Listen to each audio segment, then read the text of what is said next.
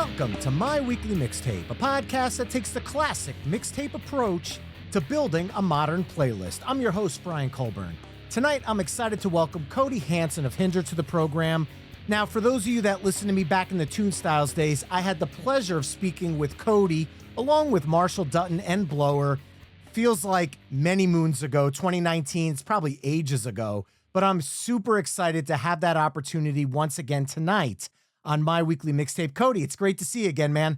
Hey, man, good to see you as well. Sorry you only have just me tonight, but Well, we're going to make the most of it. But since this is your first time on My Weekly Mixtape, I'd like to start by asking you my first time guest question, and that is, what does the word mixtape mean to you?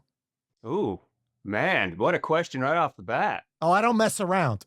I mean, I don't know. I guess there's several different ways you could take this. I mean, obviously, I remember back in the day in middle school when you would, you were trying to get the girl, right? You'd make her the mixtape. You know what I mean? Now you just go to Pandora, right? Or Apple Music and just put on a playlist or whatever. But yeah, I mean, I guess it would just be a collection of your favorite songs for whatever you want that mood or that vibe to be. Well, we've got a lot to talk about tonight because we're going to be diving into the 20th anniversary of Hinder's debut, Extreme Behavior, as well as the band's brand new album, Back to Life, which is the first since 2017's The Rain. And I'd like to start by talking about that because over the last 2 decades, Hinder's sound has evolved. So I'd love for you to talk about the evolution of the band's music over the last 2 decades. Yeah, I mean, obviously, with Marshall taking over at the lead singer position, I mean, obviously that in and of itself just changes everything. But the fact that we kind of just do everything on our own in house now, we've been doing it for so long, writing and producing together.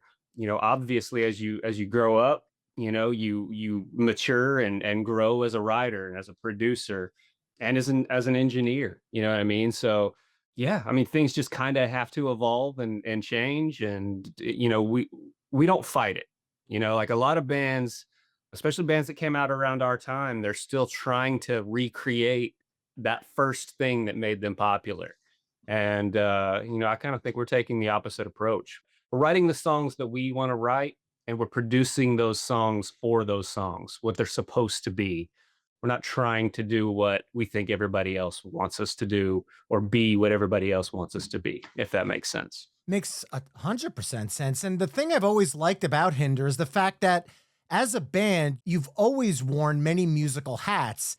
And considering my tastes are all over the map, that plays into why I love this band. You get hard rock, you get power ballads, you get the acoustic moments, and you also get those pop sensibilities. So between the four of you, where do the branches of Hinder's sound derive from? Oh, I mean, yeah, I think we all like so many different styles of music. I grew up listening to country and I grew up listening to gangster rap and I grew up listening to, Jimi Hendrix and Buddy Holly and Bad Company. And then I got into Metallica and Pantera. And I mean, it's, you name it, and I was into it. And I know Marshall's the exact same way. So, when we get in the studio and sit down to write, we just kind of let it all come out. And sometimes you'll have an idea and you'll think back, oh, do you remember this song from the 90s? Or do you remember this song from, just back in the day? And, we'll try to pull inspiration from all these different genres and styles of music. And I think it's a good way to keep things interesting. It certainly is. Now, the last time you and I talked, which was, like I said, back in 2019, feels like decades ago, the band was working at the time on a new album, which, if I recall, you had said was reminiscent of the Extreme Behavior sound. But as time has gone on, you ended up shelving that album entirely. Can you talk about that experience? And even if it's not directly what led the band towards this new album? Yeah, I mean, as you said, we were intentionally trying to make a record, because we knew the 20-year anniversary was coming up, and so we thought, that might be a cool moment to make a record that's that people are looking for that were fans of the first album. And once we really got into it and we had it all done, mixed, we going into mastering, and we kind of just decided, you know what, this doesn't feel right. This doesn't feel like who we are now. Hmm. So we decided to just leave it on the hard drive. And at that time, to be honest, we had decided we weren't going to do new music at all. We kind Wow. of figured, you know what? The reason we were making this album was because we thought people wanted to hear the first album, so we thought, why mess with that? Let's just go, let's play shows, let's play the songs that people know, that people are coming out to hear. And so, yeah, we, like I said, decided not to do new music. And then we sat down one day and just decided to write, and ended up writing our newest single, Bring Me Back to Life. I've got nothing left to say that I really want to put in a song.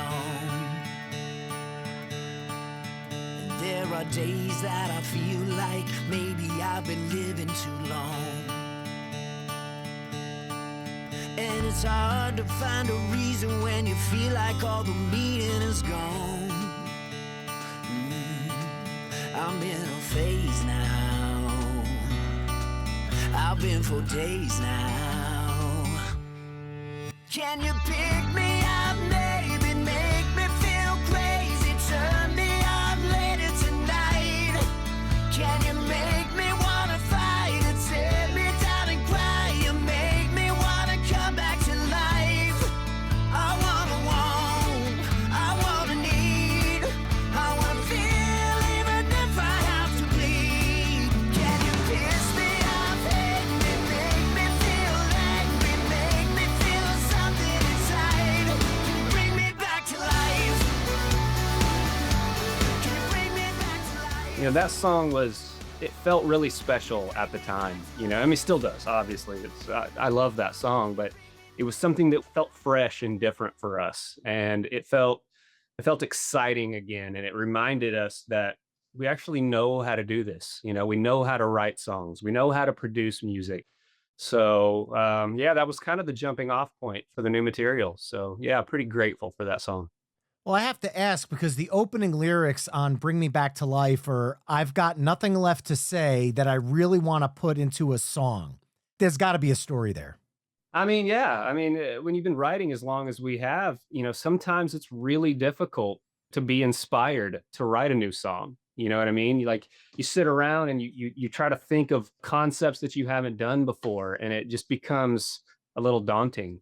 And so that was actually Marshall's idea. We're sitting there trying to come up with a concept to write about, and he's like, "Dude, what if we just wrote about that? Like not being inspired and not having anything to say." And so that's kind of where we started, was with that opening line. And then obviously, the song kind of grew from there and became something else a little bit. I mean, it is about being uninspired and life being kind of, I don't know, being stuck in the same old routine, and wanting someone to come in and kickstart you and bring you back to life. So yeah, that's kind of the story behind it. And that is where the album's title comes from, Back to Life.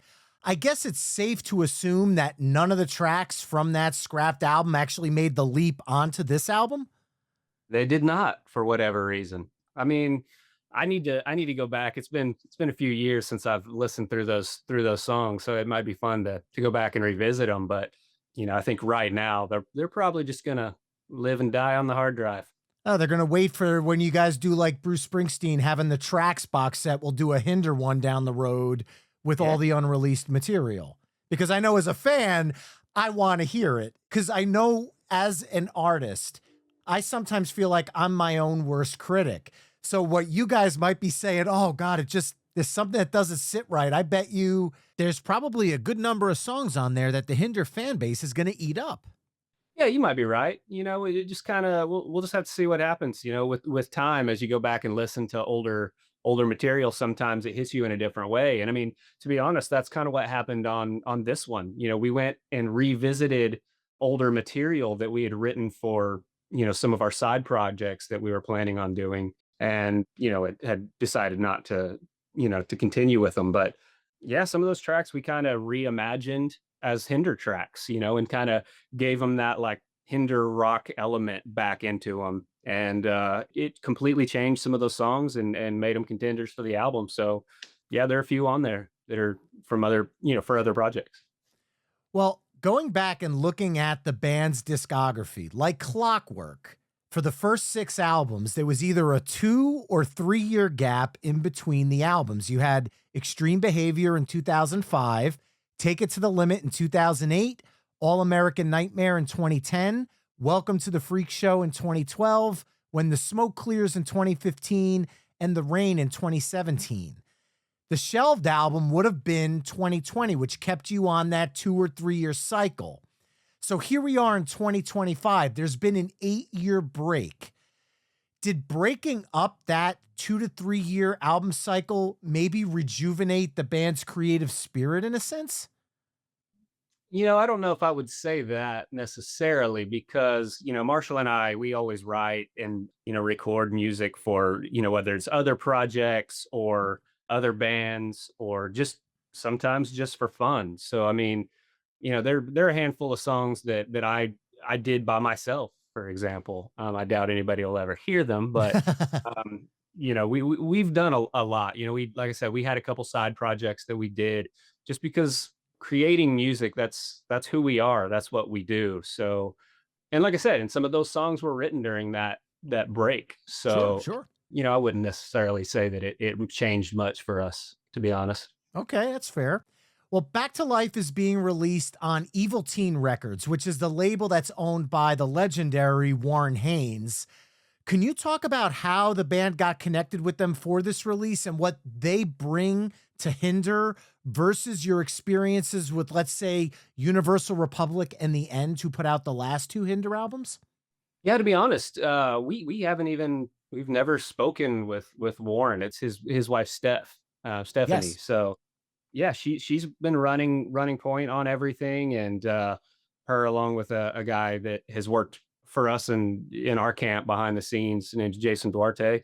He moved over to that side and started working with Steph, and so he's the one that actually introduced us and made everything kind of happen.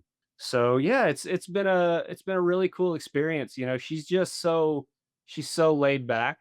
She doesn't try to get involved on the creative side and make changes, and she just lets us do what we want to do. Lets us be the band that we want to be, and I think that's really made a difference for us. It's given us a little more confidence, going into creating, and it's made it definitely enjoyable. It's made it a lot of fun. We feel like everything that's happening that you're seeing, it's us, and that's nice. Now, would you say that for the first couple albums that when you were with Universal, with the major label, was there a pressure that was constantly on the band, especially after Extreme Behavior had the hits like Lips of an Angel and Get Stoned? When you got to creating Take It to the Limit, I know there's that old edict that you have your entire life to write the first album and 35 seconds to write the second one. Was that something that came to play for you guys? No, not really. When we went up to Vancouver, where we did both of our first 2 albums, when we went up there, we didn't have a lot of material. We had pretty much, I don't want to say a metal album, but it was a really dark, heavy album written. And right before we left to go to Canada, we had actually been talking with another producer by the name of Warren Reichert out of LA, and he did a bunch of the heavier stuff. He did Down. That was really the only one that I can remember now. But so we were getting ready to head out to LA to work with him. And then the last second changed our mind and went to Vancouver and worked with Joey Moy and Brian Howes to do our demos, what became the demos for the first record. So when we got there, we kind of just jumped in and started writing. So it's not like we had all these songs, for a long time. So we did have them for about a year before we started actually recording for the album. So yeah, so that wasn't the case for us, but I forgot where I was going with that. What was your initial question? The initial question was if there was, after the success of Extreme Behavior, was there any pressure from the label to kind of recreate the magic on Take It to the Limit? Yeah, definitely. Which is where the song Without You came into play. Yeah. If you listen to that song, it is kind of a rewrite of Lips of an Angel. It's very, even the chord progression's very similar. You know what I mean? So we actually referred to it as Lips 2. Uh, and we didn't play it for a long time because of that. But I mean, now after taking a break from it for so long and going back, it's really not as similar as I remembered it being.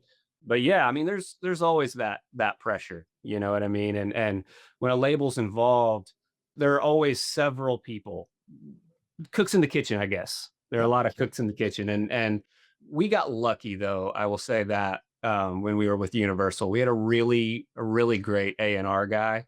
I don't know that we fully appreciated it at the time, but he had a lot of great ideas that really helped some of those songs in the end. And he was a really good dude. So I kind of miss having him around, if I'm being honest. Tom Mackay was his name. He's a really good guy. Awesome. Well, the next song I want to dive into is actually the first single you released from the album back in late 2024, and that's the song Live Without It. Is there any reason I should keep believing in the struggle we've been through? Is it any wonder why it's hard to keep trusting you? And now I'm getting older, the fire's getting colder, and it feels like wasting time. Is there any question why I shouldn't let this thing die?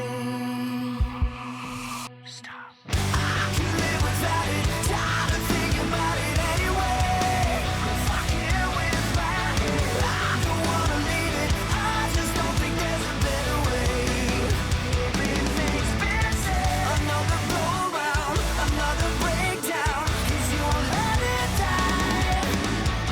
I can live without it, I can live without it anyway.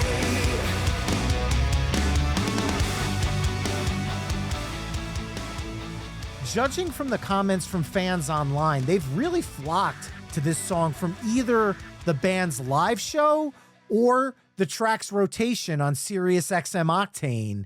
And I kind of found that compelling because usually all you hear from fans, and if you read YouTube comments, is I stumbled across this on my YouTube feed or on my Spotify.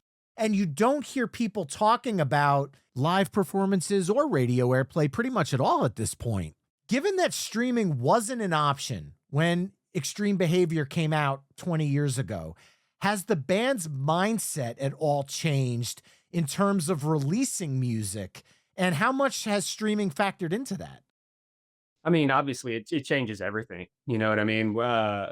Once you're done with a song, obviously, I mean, you go immediately into marketing and into like, what's the plan? How are we going to get this music out to all these people? So, I mean, your entire plan is based around streams now, because nobody's selling anything, right? Like, I mean, there are a handful of artists out there that can actually sell records, but for the most part, it's all based around streaming. So you're trying to figure out, your different plans. Where are we going to put this budget here for ads, and what are we going to link it to? You know what I mean? What platform is going to be the most supportive to put us on these playlists, and how do we pitch for those playlists? And there's just a lot that goes into it now, and it's to be honest, I mean, since it's been so long for us, it's kind of a foreign concept, and it's something that we had to play a little bit of catch up on and kind of learn the ins and outs of, and we're still learning about it every day. So it's kind of fun, but it's also a little scary because it's not the old way of doing things, which we felt like we knew how to do. Okay, so then are you embracing the physical medium for this release? Or are you going the streaming only route for now? Yeah, we are going to. I know for sure we're doing vinyl. I believe we're going to do CDs. I don't know Awesome.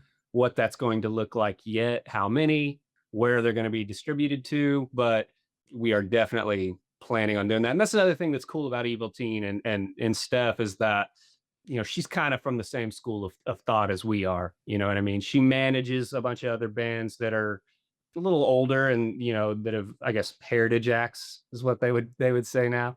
So she gets it. She knows exactly how we feel about it. So it's cool to be in a partnership with somebody like that.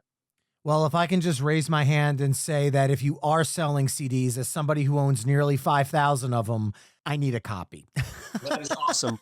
Where do you have the room to store 5,000 CDs? One of my closest friends on the planet built me a cabinet.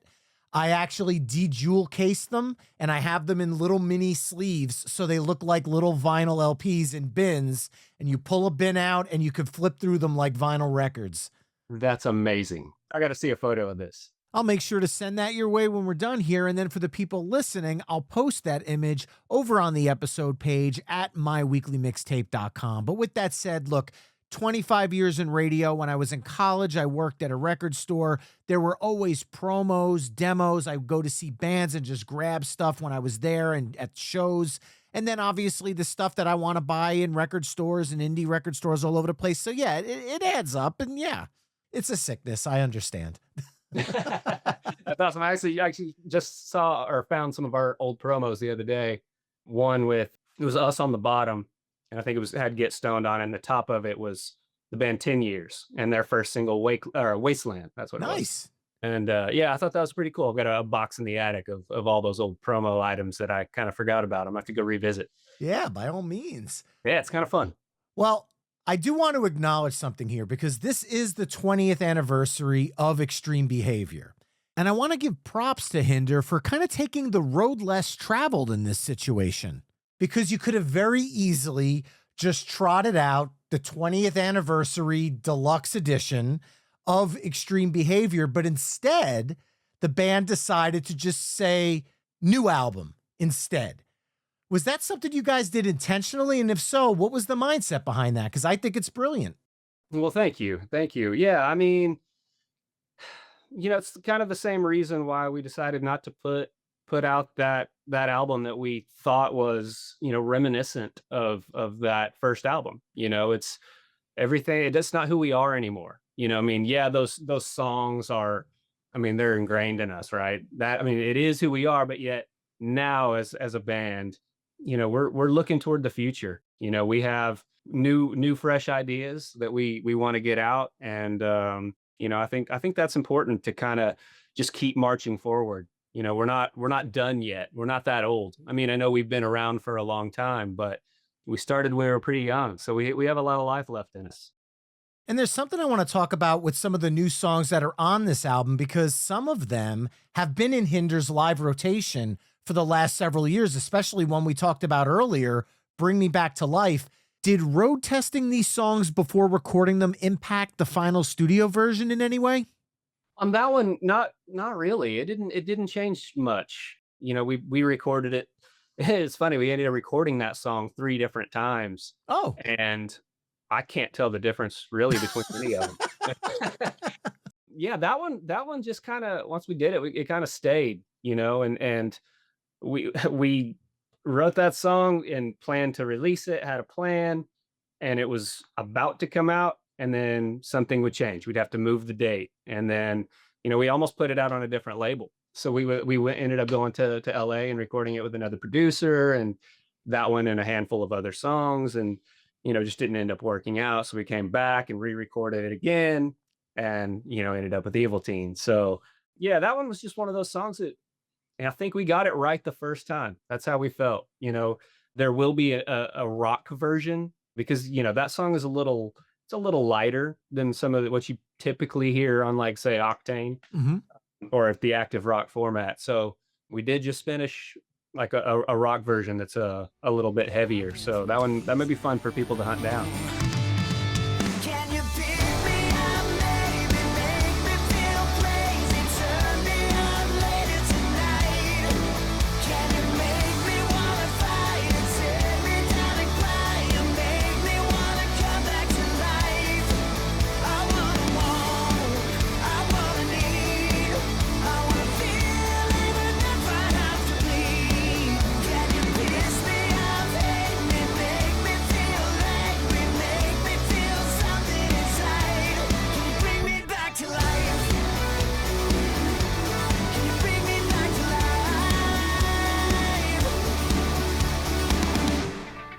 while we're on the live thing here, Hinder's a band with, as of today, 7 studio albums under its belt, plus a number of cover songs that you've recorded and released as bonus singles over the years.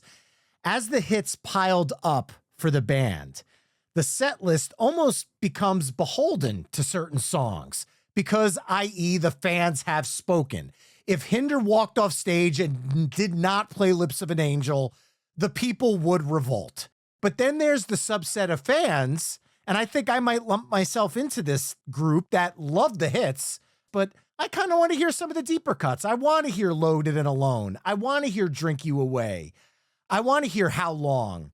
And then there's the band who want to continue to push forward musically with your new material. How does Hinder strike a balance that, in hopes, pleases all three of those pillars? It's hard. It's really difficult to do, if I'm being honest. We kind of get into little arguments about it every time, a tour rolls around, but you just do the best you can. And like you said, you put in the hits, right? Because that's the reason people are coming to shows. The majority of people anyway, that's why they're coming.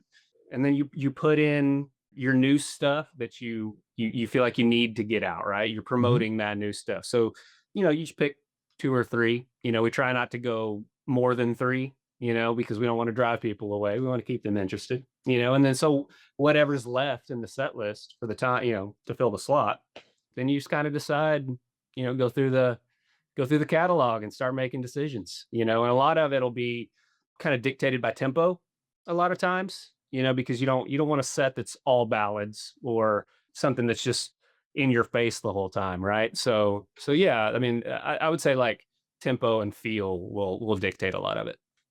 Well, I touched on cover songs before briefly when we were talking about the live shows, but I'd like to take a moment to talk to you about some of those covers because, as far as I'm concerned, you guys have put out some certifiable bangers over the years, including your take or your reimagining, if you will, of Eddie Money's Take Me Home Tonight, which was on the deluxe Walmart edition of Extreme Behavior, if I'm not mistaken, because there's like sub levels of deluxe editions that at that point in time, every store was getting their own exclusive copy of every album ever.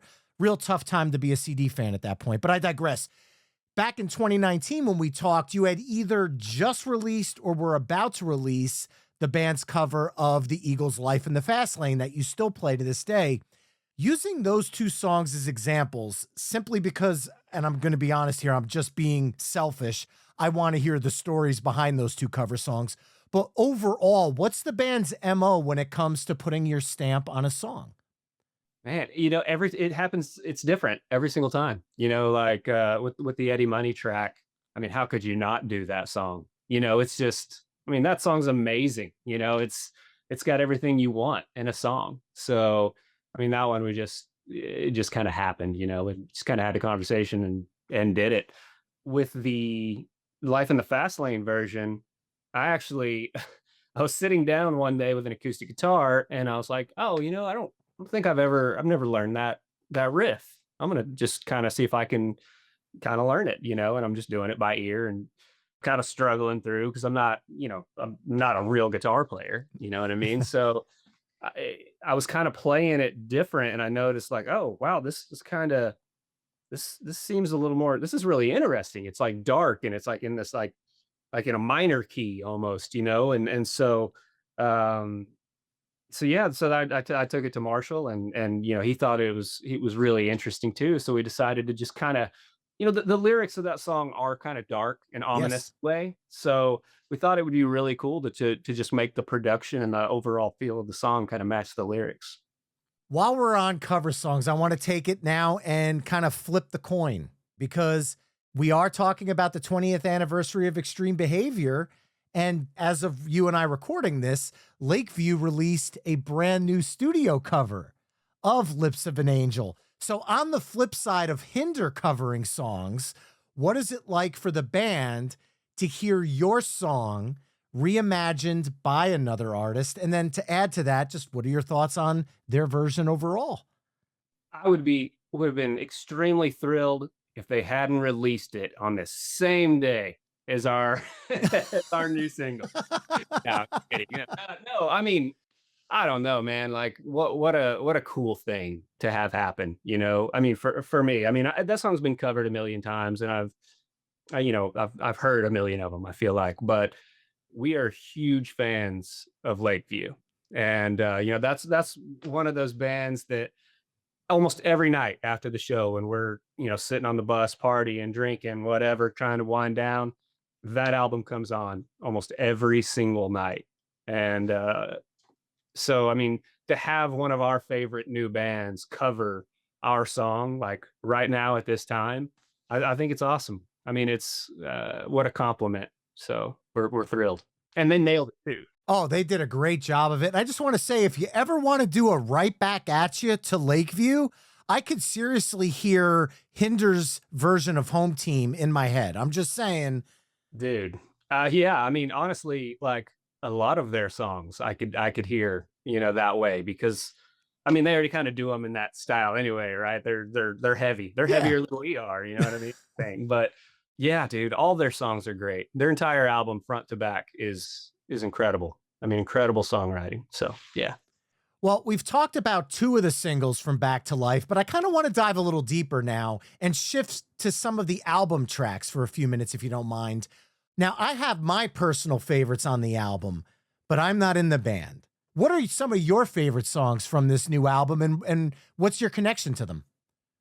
That's so hard. Like I'm really, really proud of this entire album front to back. So, whew, obviously Bring Me Back to Life is one of my favorites on the album, but there's so many. Reminiscing You, I think, is a really strong song. Lying in our bedroom, staring at the ceiling, and it's cold now. Thinking about the summer when we saw the chain smokers, it was so out. And the chill in my bones is hurting my soul in this lonely house. It's kinda sad, I'm reminiscing when there's no one here to listen. Would you hear me out? If I shout about your door tonight, could we smoke a bowl of drinks on wine? Could we talk about the afterlife, laying on the floor? Put on a record like we used to do, the kind of dancing where the belly move. I'll do anything you want me to, I'll do it all. Listen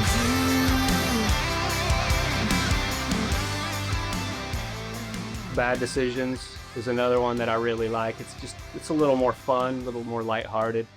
It's got that heavy rock thing to it, so that's cool. I fucked up again, I didn't pay my rent. I spent my last 2 cents on a lover. I gave up good for land, to hell if I repent. I lied to all my friends and my mother. Golden nature, bad behavior. I'll fix the game, then raise the wager. I'm straight up hell-bent, I live and die by sin. I never make amends, I'd rather suffer. I'm getting really good at making bad decisions. They ought to lock me up for the way that I've been living. It's a miracle I've never been to prison. I'm getting really good at making bad decisions. Every single time I find a way to put it all, tear it down, light it up, just to watch it fall. So if you want someone to sabotage the mission, I'm getting really good at making bad decisions.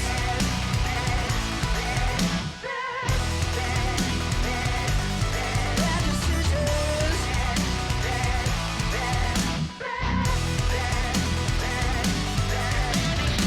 They want me in a cell, was born and Man, raised in I don't know. I mean, the whole thing. I was going to throw Rear View into the conversation. I think that one's another banger on there. Yeah, thanks. I keep getting that. I keep telling everybody that's like my second least favorite song on the record, but Really? I don't know why. I have no idea why. I still love it. Like I said, I love the song. It's just like in order of my favorites, I think that one's pretty far down there. But I guess I'm gonna have to revisit it, because I keep getting that. One of our really good friends is like obsessed with that song. So Wait, stop. Caught a bit of red light, thought the girl beside me was you. A red-headed looker with her hair pulled back, and her car was the same shade of blue.